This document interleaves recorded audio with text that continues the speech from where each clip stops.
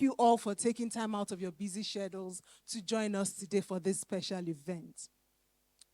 Today's launch for us is not just about building coming up with a product. It's about a promise that we are to deliver. And that is where we are building a stable future for loved ones with special needs.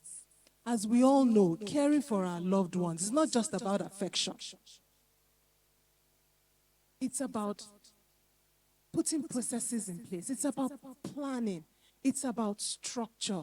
And most importantly, it's about providing security for your loved ones. So for us, this is why we are unveiling a solution.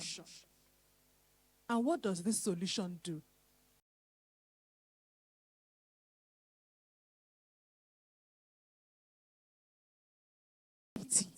For tomorrow. Before we go ahead, please join me as we recognize our Deputy Group Managing Director, Mobo Olasoko. We would also like to recognize our Managing Director, Meristem Trustees Limited, Damilola Hassan. With us here, we also have other members of our executive management team.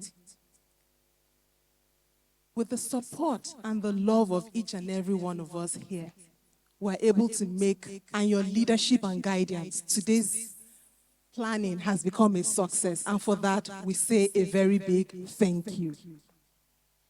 Now, to all our esteemed guests as well, both here in person and those that are joining virtually, your presence here together just shows that together we can come together and we can create solutions.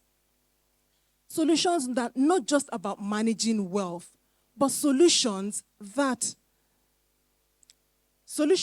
just for managing wealth, but also solutions that can truly impact and can change lives. So with this, let's dive in. Let's give it the right energy. We're all coming with one goal and with the same purpose. And with the excitement, once again, we say welcome and thank you for joining us today for this beautiful event. For our esteemed guests who have joined us online, please note that we have a dedicated team.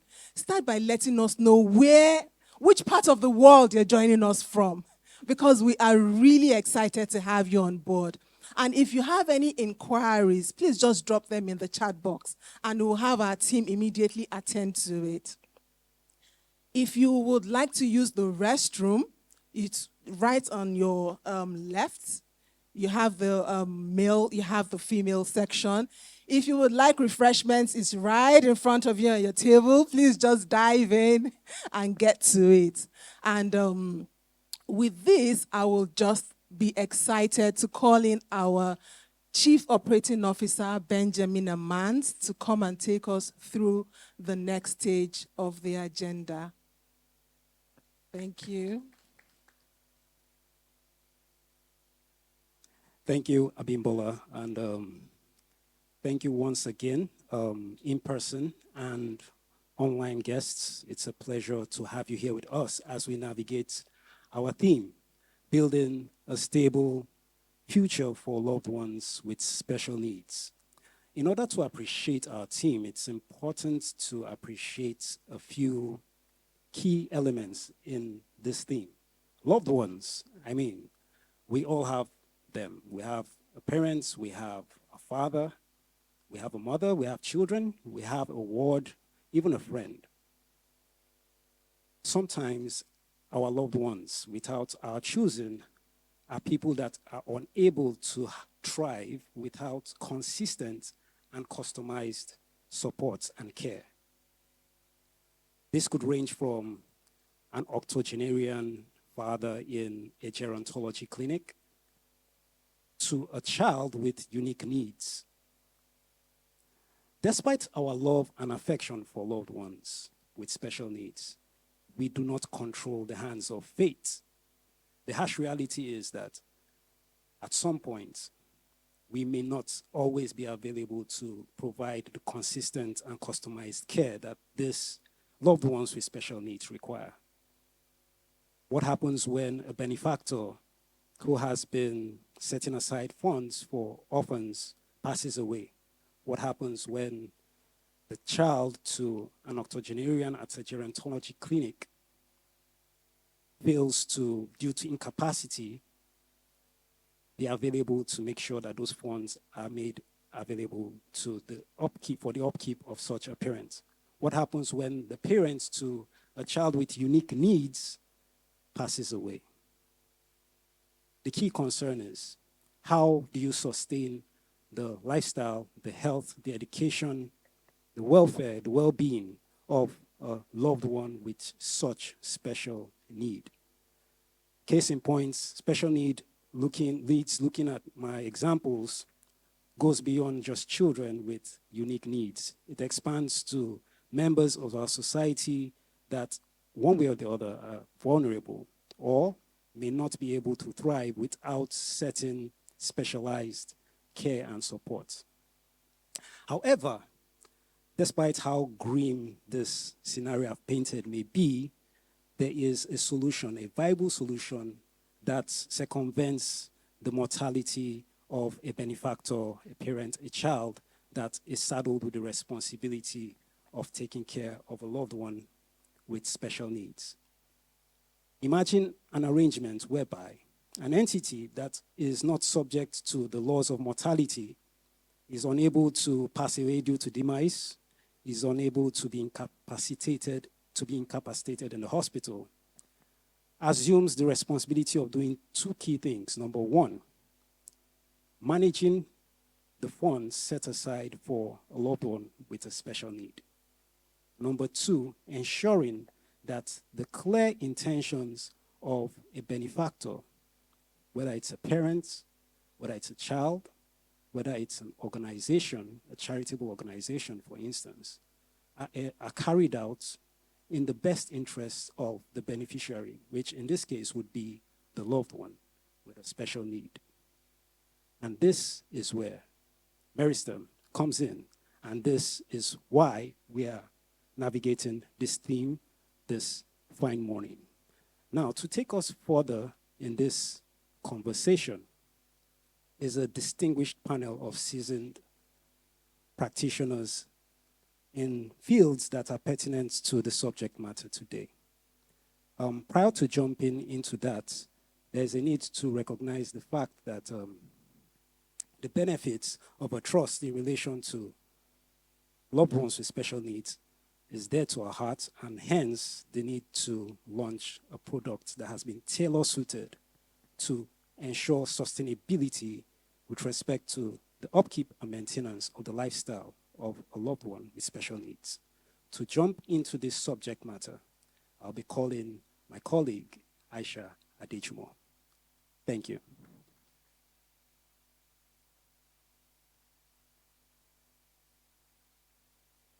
Thank you very much. You're welcome, everyone, again. Thank you for honoring us with your presence. This product launch is very dear to us because this is beyond a product. This is a solution. So we hold it very dear. And we are honored to have you here today. Thank you so much. So ideally, we should go straight into the panel session, but we're having a little bit of delay with traffic. So we would bring forward the product launch. We would have the product launch first, and then we'll have the panel session after. So I'll be calling on my beautiful, amazing, brilliant managing director, Damilola Azan, to unveil the product. I know you've heard good morning from different people. Like how many times already? Allow me to add mine to it. Good morning, everyone. Please now, I'm giving birth to a baby today, so greet me like you will greet a woman in labor. Good morning, everyone. Thank you. So we're really very excited to have this special launch today. I know walked in and she had to ask me, is this how you launch every product at Meristem? And I said, oh, not exactly, but this is a special one. It's dear to our hearts, like you've heard Abimbola and Benjamin say. Because it's a response to pain points. You know how over the course of doing your job, you are interacting with clients, you are having conversations, and they have things heavy on their hearts, and they can't but share with you. You have clients talking about their vulnerable children who totally depend on them, to have a quality life. And the question on their minds are, what will happen to this beautiful soul if tomorrow I sleep and I don't wake up? What will happen to this laudable not-for-profit that I have established that is catering to certain individuals with certain vulnerabilities? And if I'm no more to run this, if I'm not available or I'm suddenly incapacitated, what then happens? What happens to the dream, to this vision? What happens to everyday execution? So in response to some of these concerns, we decided to put together this product, the Special Needs Trust. I start with some case studies just to bring some context to our conversation today. Mrs. Grace, a 48-year-old mother, of course, hypothetical, but they are very close to truth because these are, we had to try to tell some of the stories that we've encountered. She's a 48-year-old mother of 3. Her second child was born with special needs and, of course, requires extra care and financial support throughout his life. For years, Mrs. Grace has been the primary caregiver, as you would expect, ensuring Daniel's medical, educational, and daily needs are met. Recently, she was diagnosed with a serious health condition. And then she started to worry about Daniel's future. Who would provide for him if she's no longer available to do that? How can she ensure that the funds set aside for Daniel's care, upkeep, accommodation, education, medical needs, whatever, how can she ensure that? Because sometimes it's not just about money. How do I ensure that even this money that's available really is not misused and is taking care of the need that it's meant to? Then there's also the issue of, there are other family members, there are siblings. And again, maybe there's another parent, who is not as enabled, whatever resources whatever it takes, to care for a beautiful one with vulnerabilities.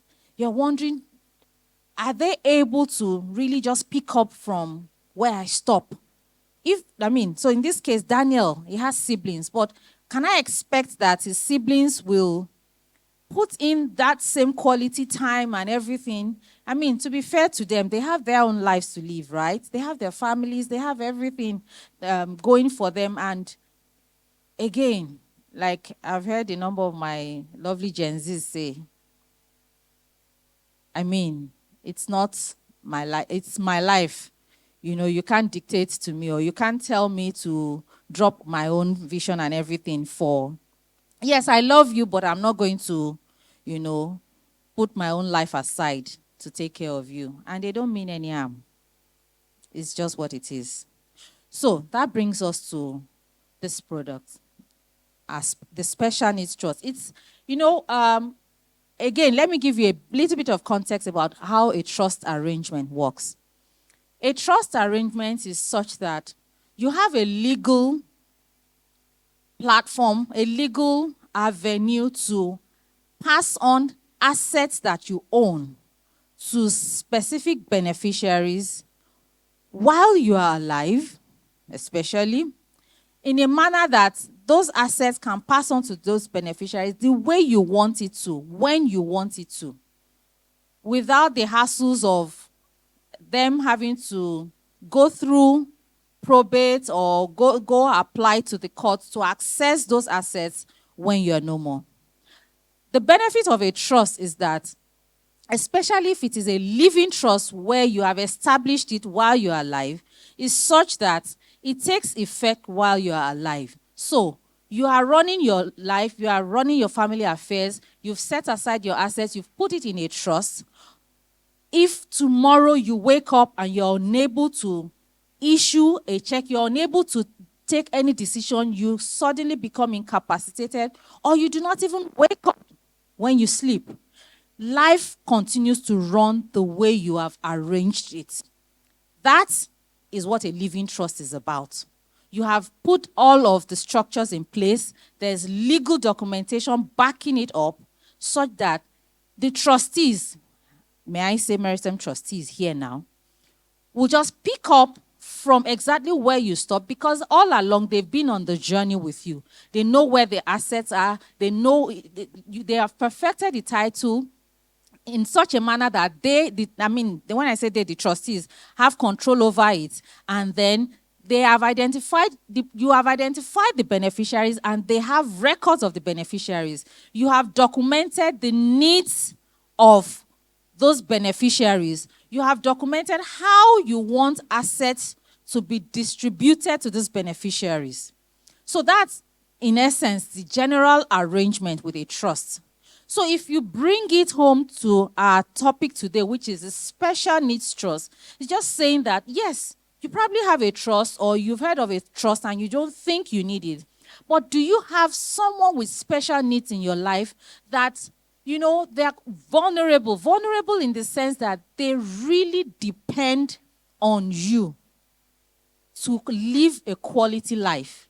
And it means that if you are suddenly not available for them, the quality of their life will significantly be impacted.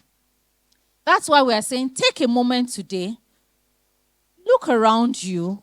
What can you do for that special one? A special needs trust, just like we've all been saying earlier, since we've been here, allows you to cater to the various expenses that enhance the quality of life of these beneficiaries. And you know that these needs can vary. We'll go into the panel session. I wish we had that earlier, so that it would allow us to speak to the challenges that individuals with special needs face, the caregivers around them, the family members, the sort of challenges that they face, not just financial, but there's so much around supporting them so that they can live the best of their lives. These needs vary from medical care to education, house care, caregiver support, access to recreational activities, because you want them to live a well-rounded life. I dare say again that the Special Needs Trust is not just speaking to children or minors with disabilities or anything. It's also speaking to just anyone who is vulnerable. Anyone, so you have aged parents who can no longer take care of themselves, who really need extra attention in terms of their medicals. Maybe you have caregivers that you've assigned to them because you don't even live in the country. But who is monitoring all of those things? As simple as even making payments to these caregivers, making payments to the hospital, and so many other things that just add to the quality of the life that they are living. How are you making things easier for them? So, I move on. The benefits. No, let's go to the slide before this. Yes. Okay, well, I've spoken to this. One of the reasons why you have to do this is to provide, financial security, like we've said, ensuring long-term care and protection. And of course, you want that peace of mind, the peace of mind that comes with planning. The peace of mind that comes with you knowing that all things being equal, tomorrow is secure. I'll move on. The key components to setting up a special needs trust. You have the trustee. The trustee, in this case, Meristem Trustees, is the institution responsible for managing the trust assets. So what we are essentially saying is that you dedicate certain assets that you put in trust, right? Putting it in trust, like I've explained earlier, is you giving your trustees access to those assets such that the ownership of the assets moves from you as an individual to the trustees. And the only reason why you are doing that is because you want continuity. So you have the trustee, the institution responsible, for managing it. Then you have the trust assets. So what do you have that you want to set aside? In this case, for special needs trust, from experience and from the conversations that we've had with clients, funds, setting aside funds that, of course, can then be invested, but dedicated to caring for these beautiful ones is a critical aspect of this arrangement. These trust assets can be cash, equities, fixed income, real estate, and what have you. Now, with the trust assets, the trustee would establish what we call, would prepare a legal document that is called a trust deed. Because you're wondering, you're just saying, move my assets into trust. What will happen to me at the end of the day when I'm no more and I've moved all my assets into trust, or I've moved certain assets into trust to care for my loved ones with special needs? There's a trust deed that is a legal document that is binding on all parties that would establish the rules, establish the responsibilities, the powers of the trustees, and just generally state how this relationship would happen. So the trust deed will put that document together. Of course, for this product, you that is establishing the special needs trust, you are the settlor. That's the person establishing the trust. And again, I can say that the settlor does not have to be an individual. The settlor can be a group of people. We've had situations where people have called to say, hey, we just lost a friend who is a single mother, and she has a minor. Yes, there are family members, but she has very aged parents, so they can't really even do so much. And we know the dreams that she had for this child. We would love to put funds together dedicated to this child's education. And then those set of people come together to put those funds aside, and then they become the settlor. So what I'm just trying to say is that it does not have to be an individual that is the settlor. So it can be a group of people. Of course, the beneficiaries will be individuals that you've identified as needing the trust arrangements. So the distribution, you would have defined who gets what. Medical bills, caregiver fees, maintenance. We will come back to tell you the onboarding process. We have a questionnaire that allows you to speak to the different issues around this person that you are caring for. What are the sort of needs? Who are the parties involved in caring for this person? So we have so that we can keep a database, as it were, of third parties, individuals, entities that are involved in caring for them. Why this is necessary? Remember I said the job of the trustee is to pick up from where you stop. So if at any point in time the trustee needs to pick up without having to come back to you because you're not available, the trustees are able to just carry on. And of course, we can't do this alone. We are already in partnership with NGOs, care providers. We are building the relationships. We are identifying the third parties that we need to work with so that we can make these resources available to you, our clients, so that you can reach out to them where you need. For some may just call and say, okay, I have an aged parent. I don't live in Nigeria. beyond their appointments with their doctors. I want them to have living assistance. I want the trust to take care of that. So all these partnerships that we're establishing will help us, to build the relationship. I would like to pause here. I will come back to speak to the offer we have on the table, and we have something for everyone on this call and in this room. That would encourage you to sign up. We have discounts, but I'll come back to speak to that. I'll also come back, like I said, to speak to the onboarding process and how you can get started. If you have someone around you that you think that this will be useful for, the sort of materials that you can share with them to help them get the conversation started, we would delve into all of that right after the panel session. So I would like to bring up stage now moderator for the panel session, Aisha Adejumo. Thank you.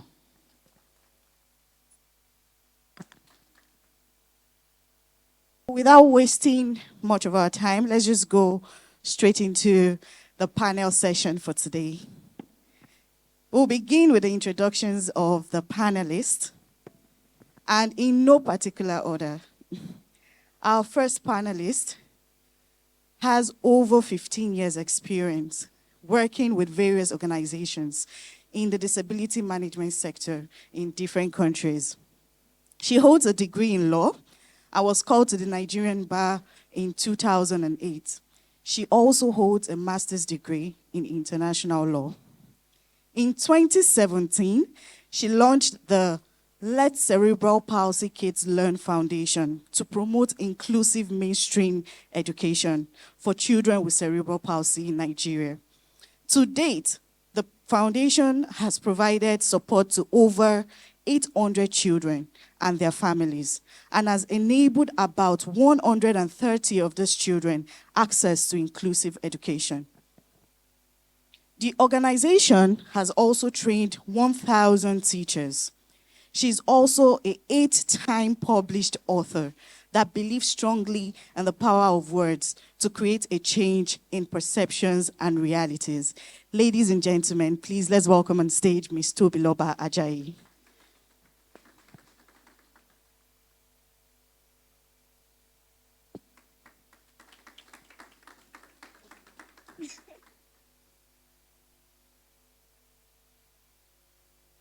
All right.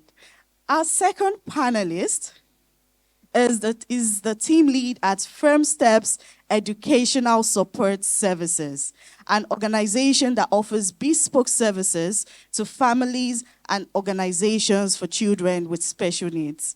He has a National Certificate of Education in Special Education and a degree in Guidance and Counseling, respectively. He also has numerous professional trainings on evidence-based interventions for children with developmental disabilities, including the picture exchange and communication system, and also structured teaching approach for the University of North Carolina Autism Program. He has provided therapy to children with different developmental disabilities, including autism, Down syndrome, cerebral palsy, and some rare syndromes, to mention a few. As a strong advocate for social acceptance and better quality services for children with disabilities, he has been to over 20 states in Nigeria and Ghana, advocating, sharing information, and providing community-based empowerment trainings for families of children with disabilities. Ladies and gentlemen, let's welcome our second panelist, Mr. Adon Latunde.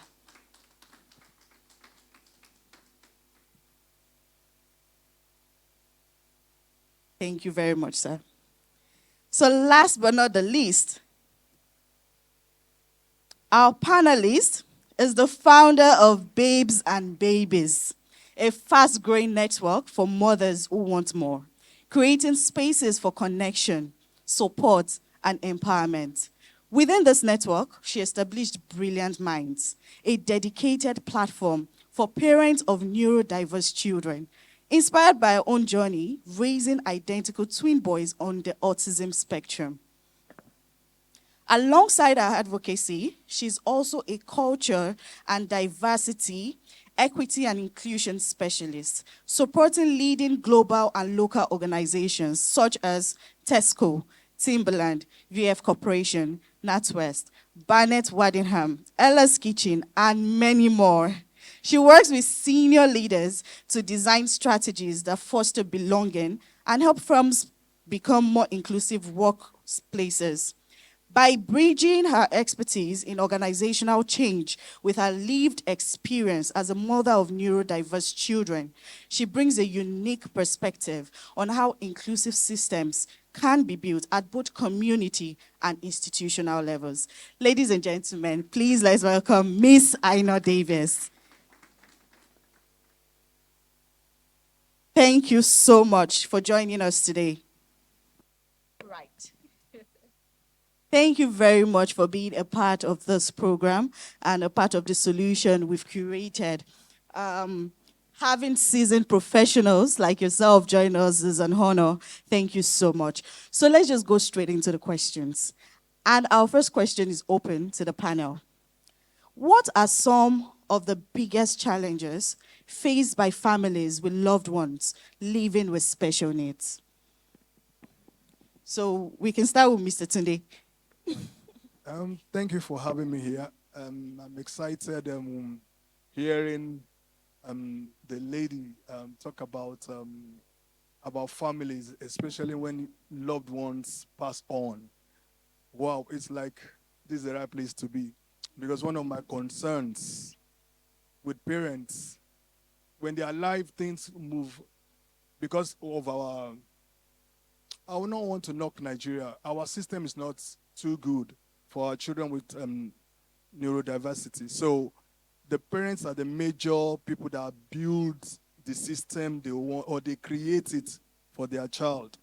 So I'm excited that a company is looking at that so that our children can have good life, the normal life they've always had when their parents are around. So that's great.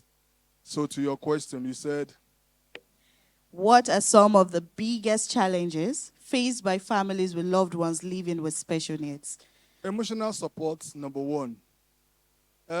When the news is broken to any parent, when you have the pregnancy, you're expecting normal kids and you're expecting this, you already have dreams. And suddenly, maybe a couple of months down the line after the delivery, there's something, or immediately after birth, they are shattered. I don't know the word, devastated. So oftentimes, the parents are the first point of support, which at times is often neglected. And I've seen many marriages, that have broken because of the news or the arrival of a child with special needs. So number one thing is the emotional support for the parent, especially the father, then the mother. The reason why I'm saying so is this. Oftentimes, let's say from my own experience, and I've been doing this for 26 years, so I know. The man elopes, the marriage crumbles, most times, not all. I've seen women too that deserted their child and walked away, so I've seen. So, but most times, so to now help the man to accept, for me, okay, because of the practice, my total summary is that God just dishes out. He dishes it out as he wants. So deal with it. So oftentimes parents need support, emotional support to start with. Then we can now be looking at intervention and information. So I'll allow them also to talk. Yeah, so emotional support really is one big challenge. I totally agree with you. Miss Aina, do you have another perspective? I think those are very accurate observations. I think absolutely emotional support is definitely a big challenge because you are often facing stigma. There's isolation. Caring and you're isolating, you do a lot of things. I think the other big thing is finances, right? Like it's not cheap raising children anyway, regardless if they have special needs or not. when they have additional needs, that means therapies, specialized therapies, whether it's speech and language therapy, occupational therapy, APA, expensive. It might mean a specialized,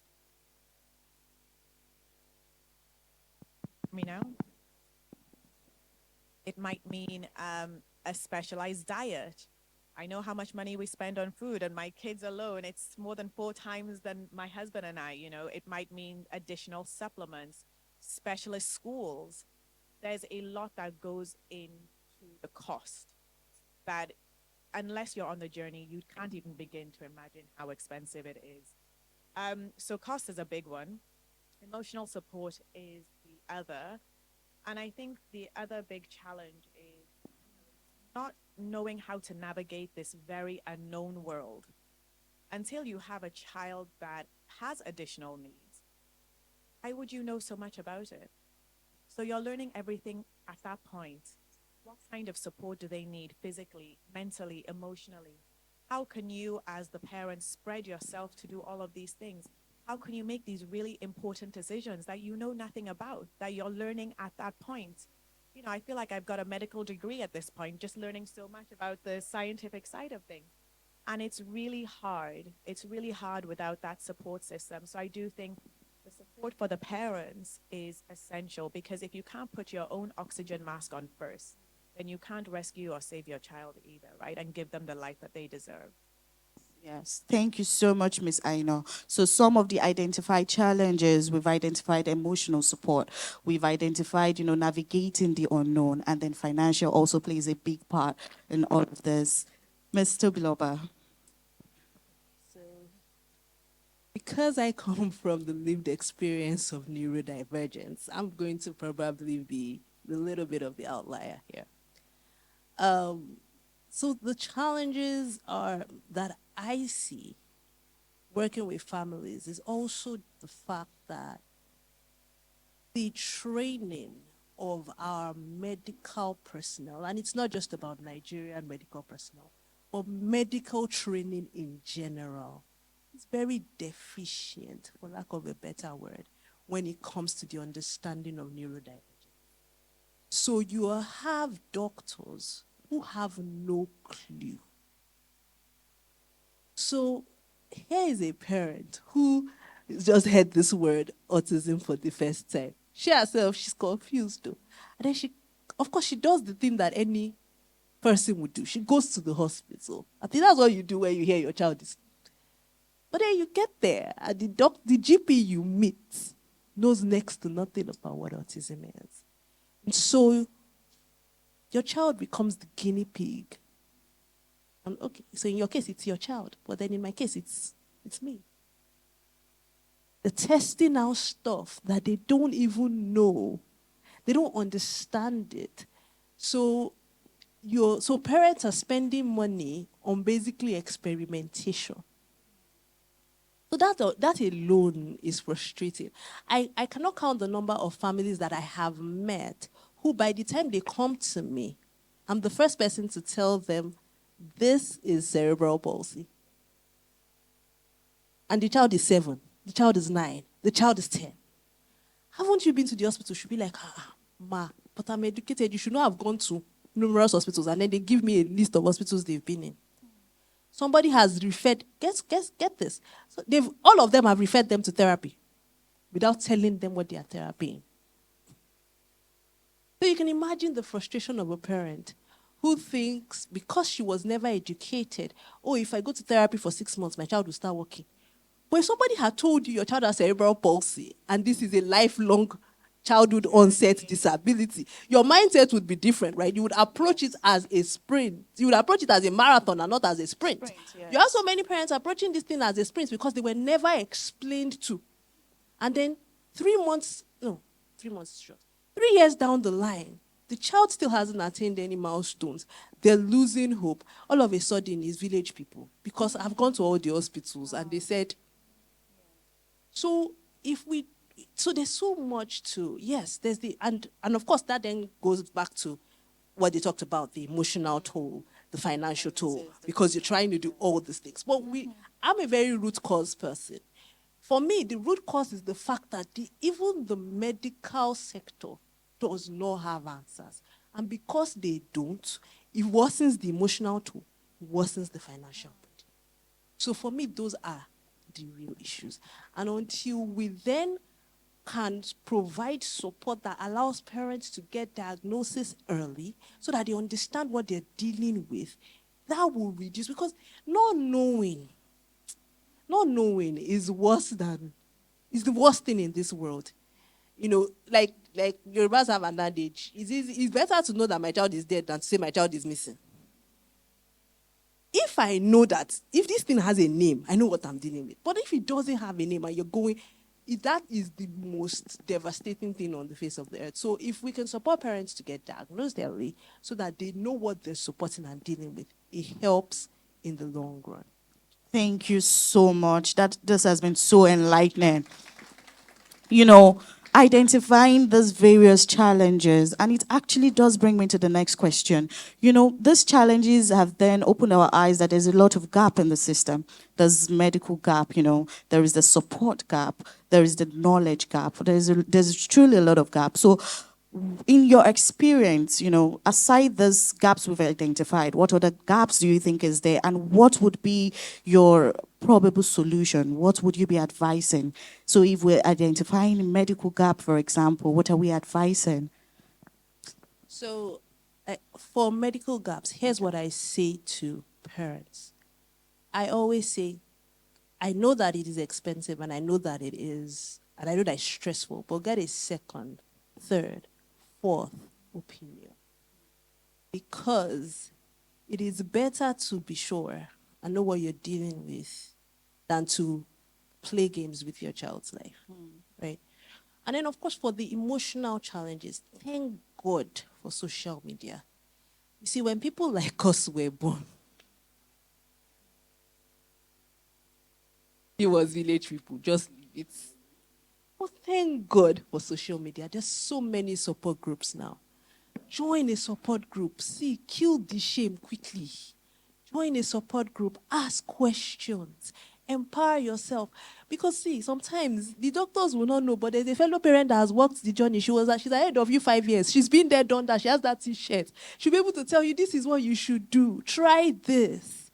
So for that, make sure that you are, because if you're expecting, and then the mistake I think a lot of people make is they're expecting family and friends to be their support. Sorry, I'm sorry to disappoint you, but it will not work. It's not a cause. Because the truth is they don't understand it. And they're having questions in their minds too. That wait, this one has happened to this person. Is it about to happen to me? So really, they can't. They will step back. So find your village. Because you see this thing, it's lifelong. You're going to need a village for a long time. So find it. And then for the financial aspect of things, I tell parents, this thing is a marathon. Start what you can continue. Don't let somebody tell you that, don't worry, if you pay that expensive therapist for 1 year, your child will start talking. You and I know that. If there was a bigger scam on the face of the earth, that would be it. So therefore, start what you can sustain. And most importantly, be a part of the therapist. You cannot outsource your child's care. It's not going to work. You have to basically become your child's therapist if this thing is going to be sustainable and if it is going to work. Those are my solutions. Yes, thank you so much. So being involved is very important. Getting a support system is also very important. So, I mean, solutions cannot be exhausted. Mr. Tunde, what do you think? I think one of the major solutions also is for parents to be really, really involved. You know, especially well-to-do parents, I pay, just give me the results. So, but when you understand the therapy, the steps, have the view, have the understanding that, okay, if we do this, it doesn't mean the outcome will come out like this. But when you understand what to do, when there are no therapists, then you go along with them. Just get enough of everything. No speech therapy, occupational therapy. Know a bit about everything. Get involved. That's number one. Early intervention. Like she said, We often joke about it. Everybody thinks it's the village people. Yes, continue. My own, even if it's anything, make sure you're doing therapy. Make sure you're looking for information. Look for information, especially from the village, the people around you, your support system. Like I've known people, they built support system brand about them. So they can, when I was coming here, a parent has called me. I've known her for 17 years. Imagine, 17 years. It's for information. It's for somebody who can help me stay with this child during this holiday, summer holiday. We are not traveling, but I need somebody that blah, blah, blah, blah. Okay, I'll get you someone. That's all. I don't even charge her anymore. We are now family. So one of those things, build support system around about you. So in case you need respite, it's a journey, and Yes. it will be tiresome. You'll be frustrated. So you need people that can come and pick your child up for the weekend, so that you just have people around you that you can trust. Then one thing about parents too, I know some parents will be here. Learn to release. You're not going to be there forever. I won't ask parents, all this you're doing, now you'll be 70, you'll be tired. But when you have people around you that you've tested and you've trusted, then release. Go for the weekend together, and so that you get a week off, because you need respite. I usually tell parents, don't lose your life because of your child. Because parents do. All the things, energy you put into it, the resources, you're a human being too. You have to have fun. I tell, go and have fun. Don't come, go. But parents, the emotional side of it, my child. Let me give you an example. I have a child. Say, Mr. Tunde, nobody can take care of Taiwo the way I do. I said, yes, if something happens, what will happen? And the child is so used to the parents that, the vibes. So without my mom, and it's going to happen one day that you're going to leave this child. So parents also need to build support system, get early intervention, loads and loads of information, then sieve the information. Thank you so much. So, relying on the last point you had made, holding on for too long, not learning to release to the support system. So, Miss Aino, do you believe there should be formal arrangement? So, with saying that, yes, don't hold on for too long, release, to the support system, get support and all of this. Should there be a formal arrangement for all of this? And are there any risks associated if I choose not to have a formal arrangement and I just continue to handle it as it comes? Yeah, I mean, definitely. You've spelled out what those risks are. You're not going to be around forever. And I think the other big thing of not letting go is you don't allow people to get to know your child. Speaking for my own, I've got identical twin boys. They share the same DNA, but their symptoms are completely different. So it means a lot of tailored strategies. You can't think that because a child is autistic, what works for one child will work for the other autistic child. Everything is tailored. And if you don't let go and if you don't allow other people to support, they won't know what that difference is.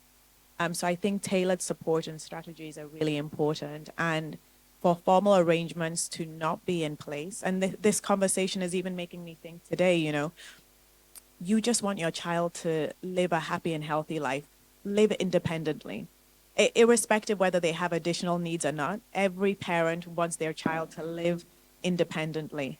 And when you don't have these formal arrangements in place, you can't guarantee that your child lives in a dignified way, or your parent who's vulnerable lives in a dignified way, has the quality that you would want for them, the assets that you would provide for them. So I think a big part of it is not necessarily you passing away, but making sure that your intentions for them are carried out in the way that you would have planned if you were around. So what you mentioned is really important. You have to allow other people into that space, but you have to formalize it. You have to document it. These things mean structures need to be in place in order for your child to live successfully. Thank you so much. So we've identified that it is important to have formal arrangements in place, structured arrangements also in place for our loved ones.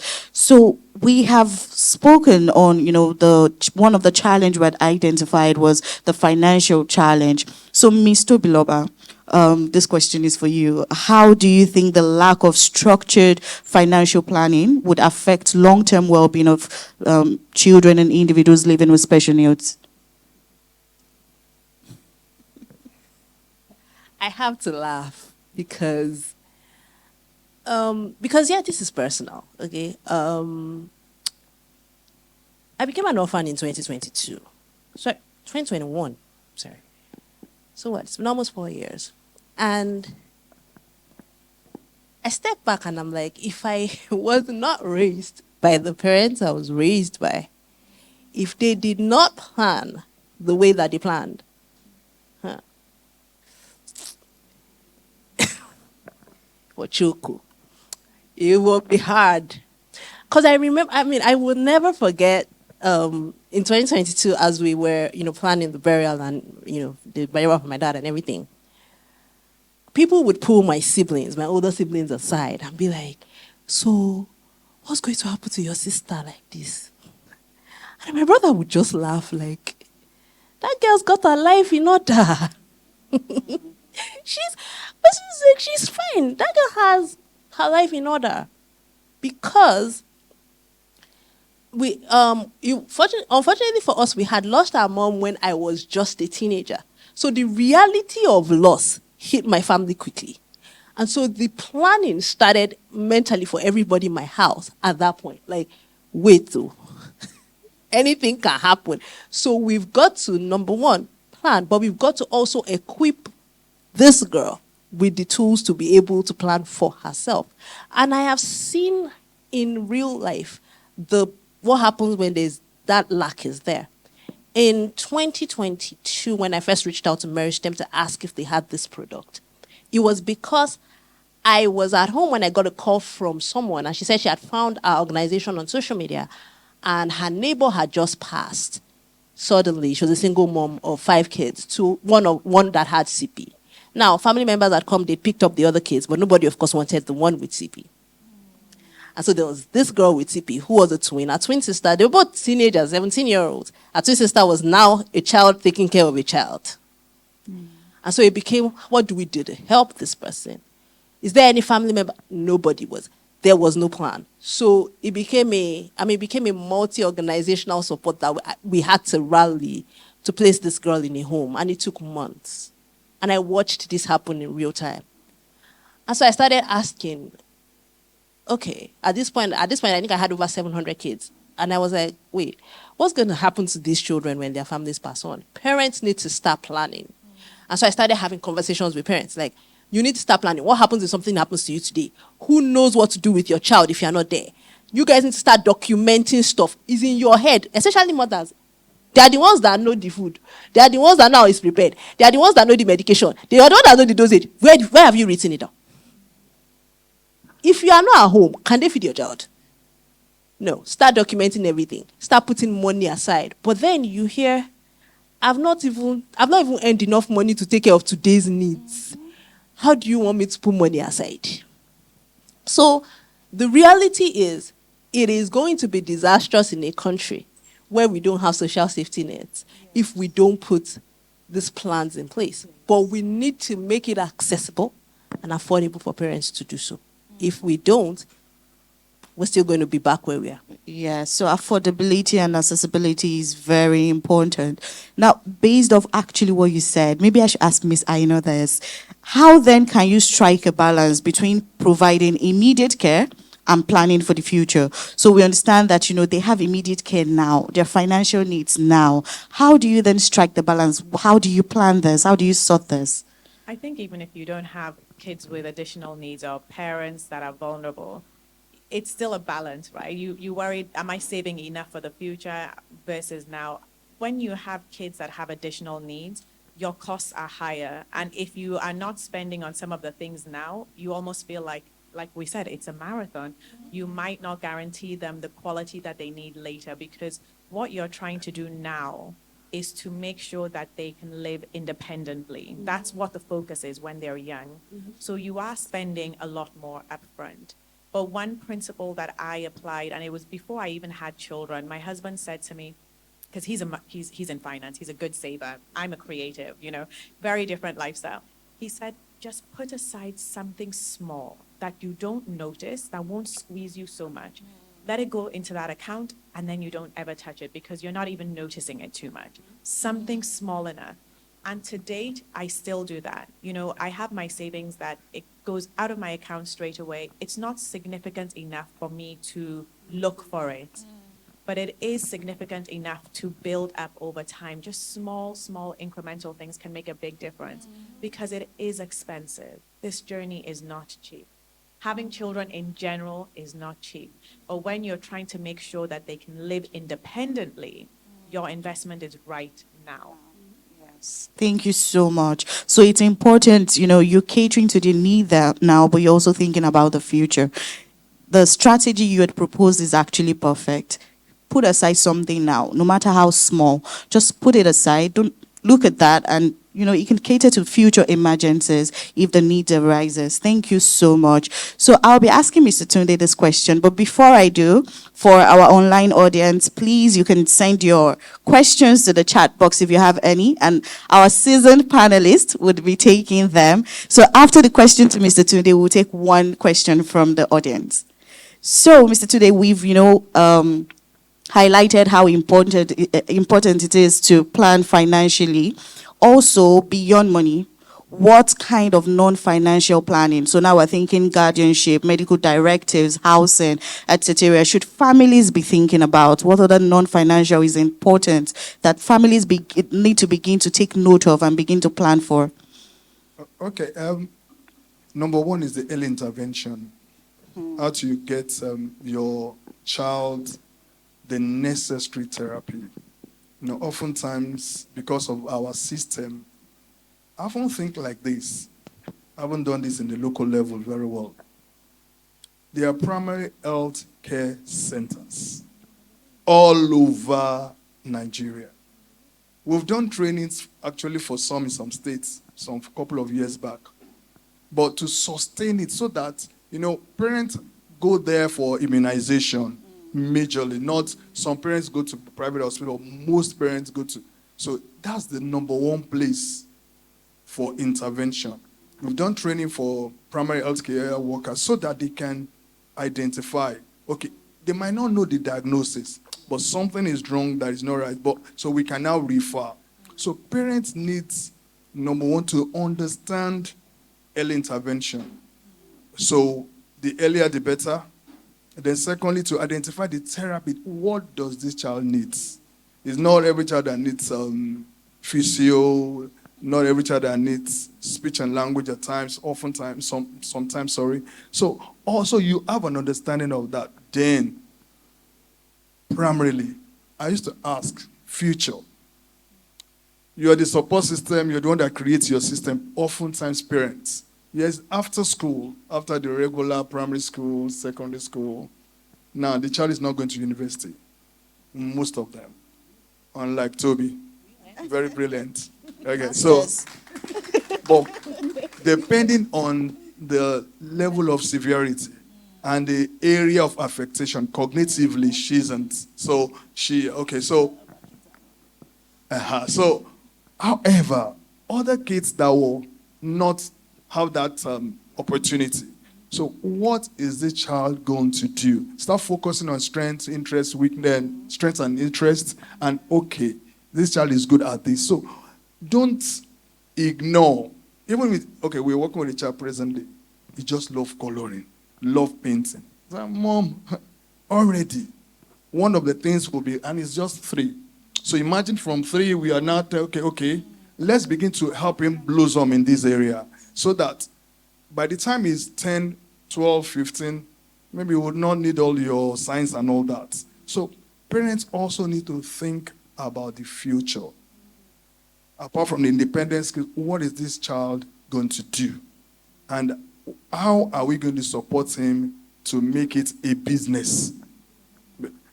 Like she said, thank God for our own families. So families need a lot of information. So that, it's not only about now. 10 years down the line, what are we going to do? And as he's aging, the parents are also aging. So, and lastly, getting the siblings involved. from the onset, like the stigma, yes, I understand, but the siblings, there is this family, long ago, they've relocated now. The first child is the only female, and she has cerebral palsy. And also, I got to know them, and with the siblings, 4 boys, the mom said it's because of this child. That's why we have 4 kids, other 4 kids. Unfortunately, there are 4 boys. And she said they go everywhere together with their sister. One day, they were coming to the center, and the first child could not even wait for the second child, could not even wait for the wheelchair, carried her sister. I was so touched. They are Jehovah's Witnesses. They go together on evangelism. They will are everywhere. So the siblings are. So by the time one of the I now went to the school of the boys, everybody knew me. And how come? Are you Mr. Tunde? Are you Mr. Tunde? And they've broadcasted about their sister and all that. So when the siblings are also involved in the development, things will get better. Thank you. It really does boil down to taking a whole village. It takes a whole village. Everybody has to be involved. Mr. Bloba, you wanted to say something? Yes, I was going to say that it's important that as parents, it's important to get past denial quickly so that you can dream a new dream. I know that when you got pregnant and they told you you're having a boy or a girl, you already started having dreams of what you're going to do, then life happened. The quicker you come to terms with this new reality, the better. So that it allows you to dream a new dream. There was something that this was something I caught later. It was something that my parents did. It was to walk backward from the end. So this is our reality. This is this child. This condition is not going anywhere. Okay, so the plans the dreams we had before, scrap, start over. So where do we want her to be at 25? Today she's 3. What do we need to do to get her to that point at 25? So my dad, even though when I was 3 and I couldn't sit independently, my dad would say to my mom, at 25, Tobiloba is going to have a master's degree. How is it going to happen? I don't know yet, but that's the plan. So one thing that has to happen if she's going to have a master's degree, she has to go to school. Because the master's degree is not going to fall on her head. Okay. So we have to figure out how to get her to school. And so being able to, because one thing that a lot of parents get bogged up in is in the day-to-day. Therapy, meds, meals. So they forget to think about the future. But if you are planning from the end, the day-to-day won't bog you down. And it will not frustrate you as much because there's now a goal. So it's important that you're planning from the end. And so the things that were done as I was growing up were to that end. So it was, okay, she needs to get therapy. I jokingly say, and this is actually true, I got 21 sessions of therapy a week because, like Mr. Sunday said, everybody was involved. Every single sibling I had became a therapist. Because look, my friend, you people, this girl, your father says she has to have a master's degree at 25. And so all of us have to be part of this journey towards. And my dad wasn't hell-bent on, you have to do sciences. It was, okay, I need to watch this child and find out what she's good at. What does she like? What does she enjoy? It was obvious I was an artistic person very early on. So he wasn't trying to force me to do sciences. But don't worry, just go and do your pure arts and have peace. And as a result, because it also helps you, because your child is listening to you. So if all you talk about when you're talking about your child is diagnosis, medication, therapy, you are not giving them anything to dream about. But when you yourself are already telling your child, my dad would put me in his lap and say, you should watch Ganifa Emi on TV. You should watch. I knew those names before I even knew what a lawyer was. I just knew the names because I used to watch them on TV. Put me in his lap and make me watch them. And so by the time I was 10, if you asked me, what do you want to do when you grow up? I said, I have to be a lawyer. Did I even know what it took to be a lawyer? I didn't know, but I had a picture of a future. And so I actually just ran towards it because it was given to me, because my life didn't revolve around my diagnosis. My parents were raising a child. They weren't raising a diagnosis. they were raising a child, they weren't raising a disability. Too many parents are raising disabilities, they are not raising children. Your child is not their diagnosis. Your child is a child. Don't lose the child in the diagnosis. Thank you so much. Thank you very much. That was beautifully said.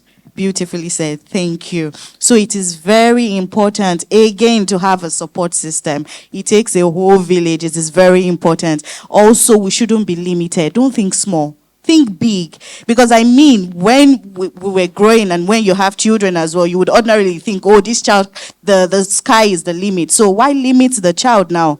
Also think as big as you would have. It really does help in creating the bigger picture. Thank you so much. So let's just take 2 questions from our online audience. Okay, this one says, hi, Meristem team. Can all classes of assets be transferred into the Special Needs Trust? I believe that I would just take that. Yes, it can. And then you can always send us an email even after this session. And then we can always give you, customized advice and answer all your questions. This question is for the panelists, so I'll take it. Hello, Meristem. Do you have any experience with trust arrangement? This question is for the panelists, particularly Ms. Tobiloba.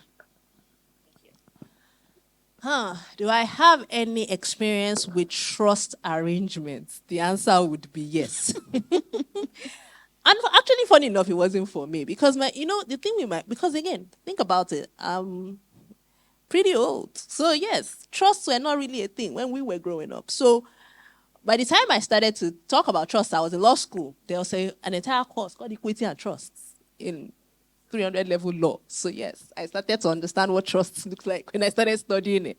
And so it became something that I started to advocate for other people. So it wasn't even really for me. But I do have experience, especially with education trusts, because we started to see that, things like, a parent dies or they lose their job, and then suddenly the kids are dropping out of school. And I'm such a big education advocate that just drives me up the wall. So I basically just tell parents, you know what? It's time to start putting some money aside for this child's education. I don't want to, let's not be unfortunate. You people, be guided. These children need to finish school no matter what happens. So start putting money aside.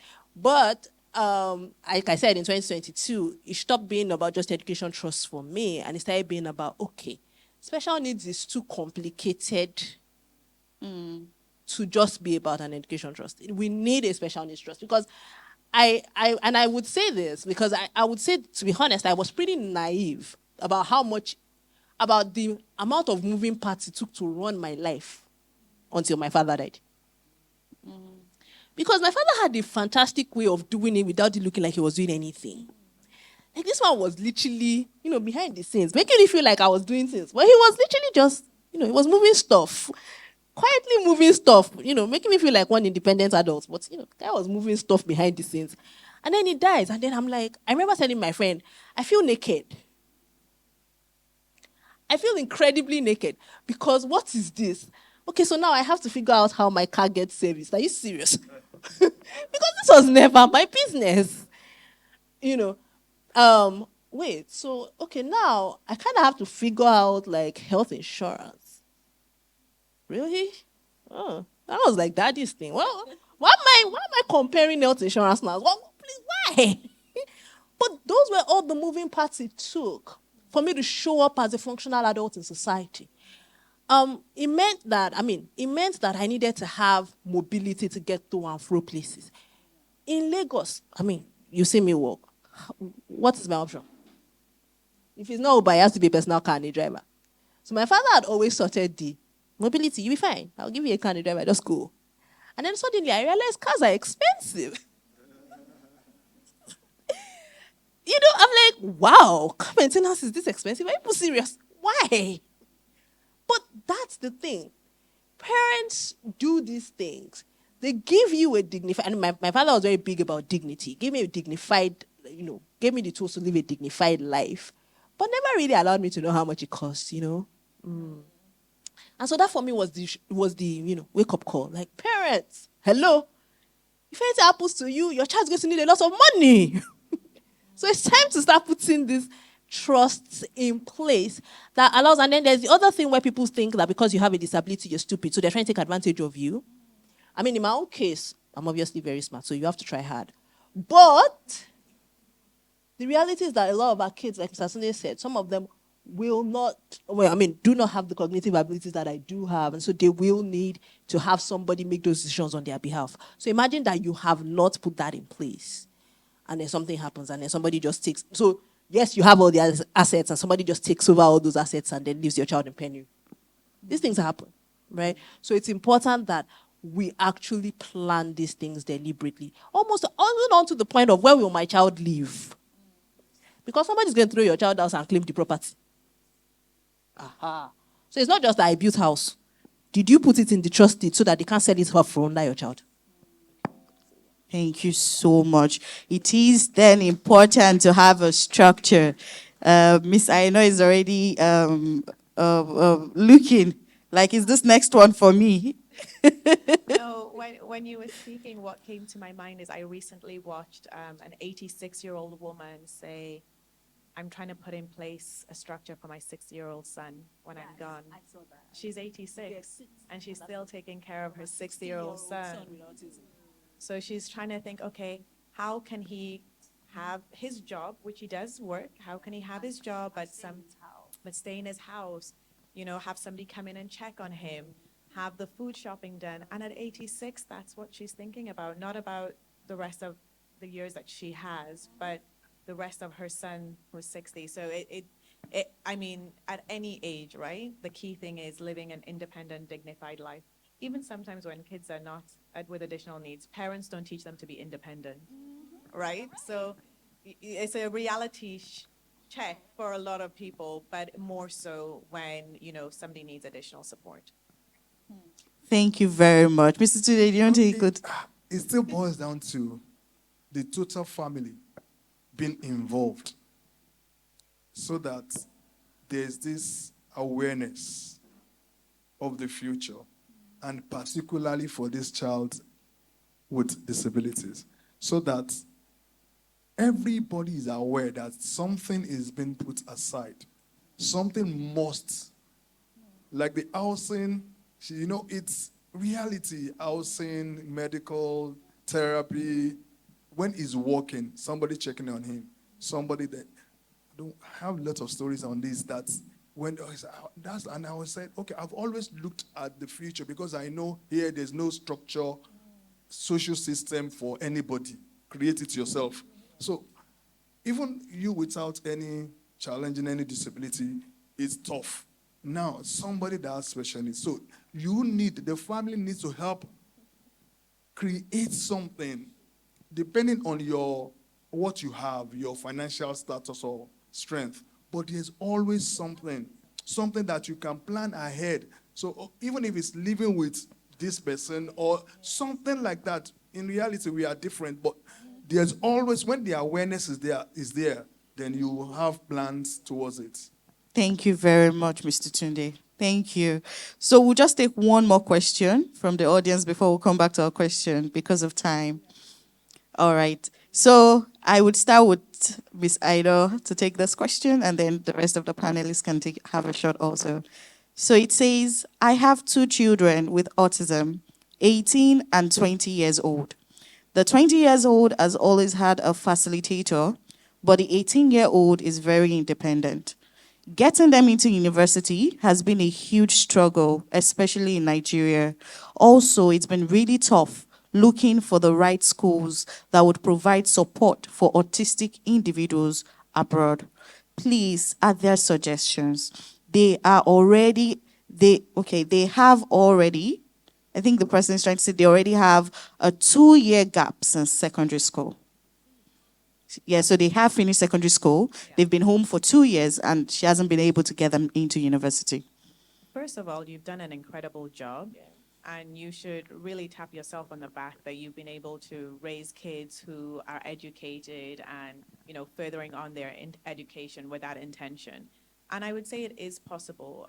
One of my friends, her brother has just finished university this year in the UK. They're based in Nigeria, and he had a facilitator the entire way through. So there are schools out there, and maybe what we can do is look for the schools that you could potentially apply to. Abroad, definitely, that's an option. In Nigeria, I'm not sure what the options are. I'm sure there is schools, but this is the difficulty that we're talking about. Navigating in this space when you don't have a community. That's why we set up Babes and Babies, so that mothers who are on that journey can say, hey, this is a place that you can check out. So I will personally find that out as well for you, because I know it's not easy, but you can have facilitators at university level for your children. Thank you. So before Mr. Biloba has a shot, the audience that sent this question can also reach out to us even after this session. I will make sure that we liaise with the panelists to give you a curated solution that you can go with. So Mr. Biloba. Right. So there are options. However, the way that it works in Nigeria is you have to ask. They're not going to offer it, so you have to ask. So, for instance, a lot of people don't know that University of Lagos, right, actually allows individuals with disabilities to actually come to school with an aid. Yes. So, and that's even a federal university, right? So, these things, they've existed for decades. They're there. But we have to ask. We have to insist. Somebody's going to tell you it's not possible. They lie. You just have to ask. Private universities is even a lot easier. You just literally have to put in the ask. There's Babcock University, I know does it. I know that depending on the courses, because the courses that are offered vary by private school. Depending on the courses, there are loads and loads of private schools that would actually provide you that option. So it is possible. If I survived in Nigerian university. You can. So you see, there is a solution. Please just reach out to us and we'll be in touch. All right. So let's take 2 or 3 more questions before we round up. Okay, so this question